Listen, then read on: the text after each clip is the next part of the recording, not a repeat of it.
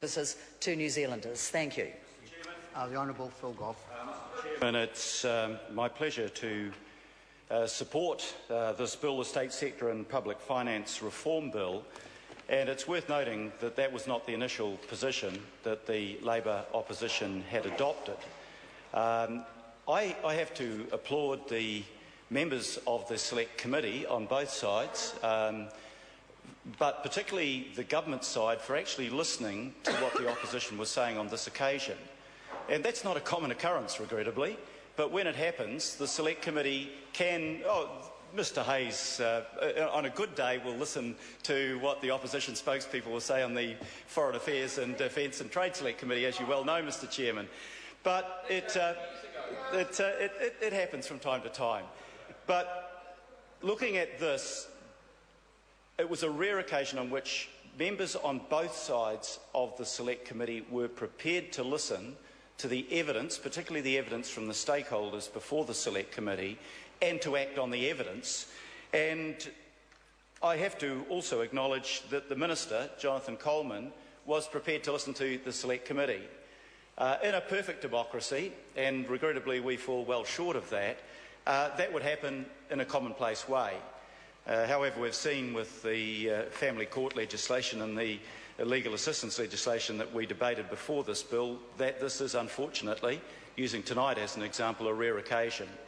But it is good on this occasion because I think all sides of the House have a vested interest that the legislation that relates to the state sector should have as much continuity as possible between governments, rather than being used as a political football that goes one way and then the other way when there is inevitably a change of government. So I want to welcome the role of the Select Committee, and I want to welcome the readiness in this instance of the Minister to take on board the advice that the Select Committee gave him. And as a result, we end up with a better piece of legislation. That's most important. But equally important, we end up with substantial support across the House for this legislation that therefore makes it stronger legislation. There were three changes that were made that I think were very positive changes and which allow Labor to support the legislation. The first was in relation to redundancies, and it's a really important principle that when a person loses his or her job through no fault of their own, that they are protected with the compensation that a redundancy payment gives. They're not being sacked because of wrongful behaviour.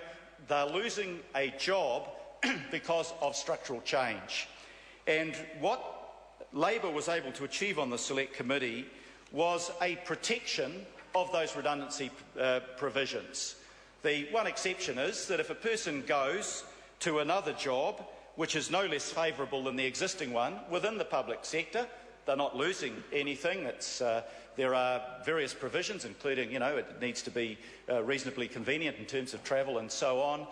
Then that's fair enough. It's an equivalent job with no less favourable pay and conditions, and we wouldn't expect redundancy in that situation. But in other situations, the redundancy provisions are protected, and that is the right and proper thing to do, and I'm glad, again unusually from the National Party on industrial relations, the government was prepared to do the right and proper thing.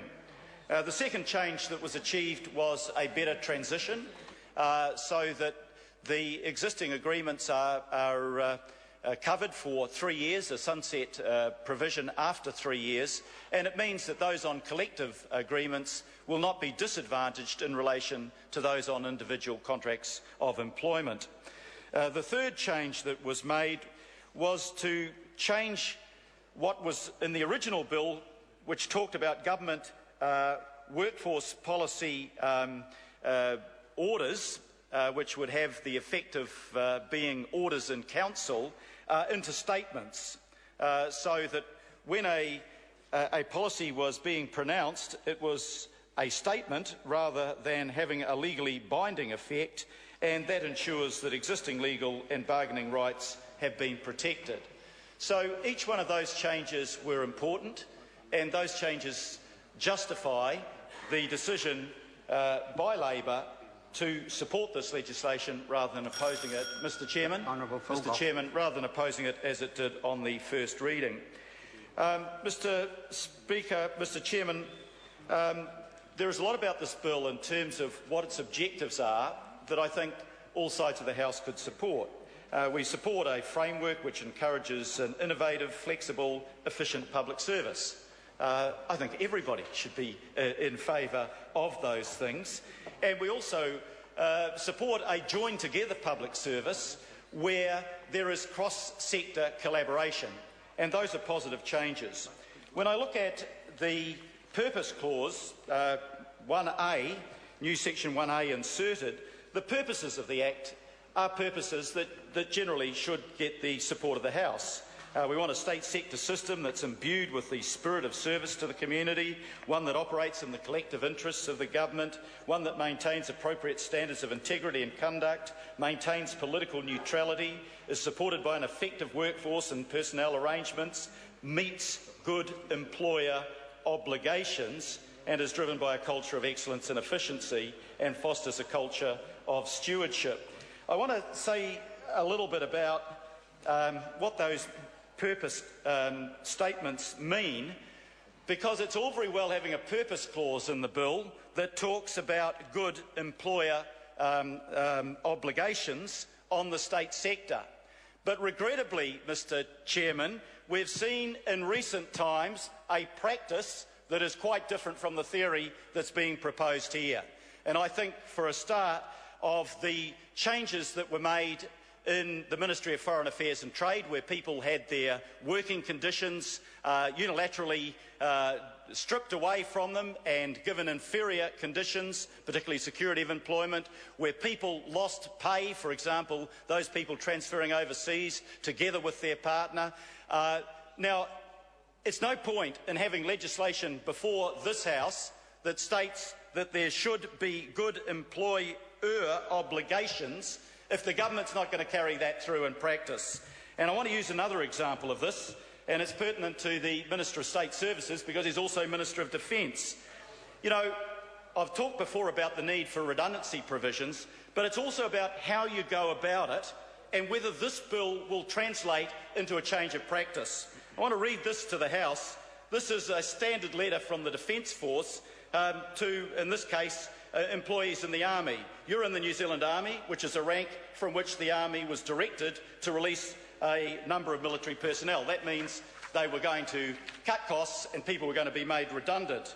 When considering you against the Army business rules for future potential, you were assessed as having capital L low, capital P potential, given that your future employability was limited to a small number of employment streams.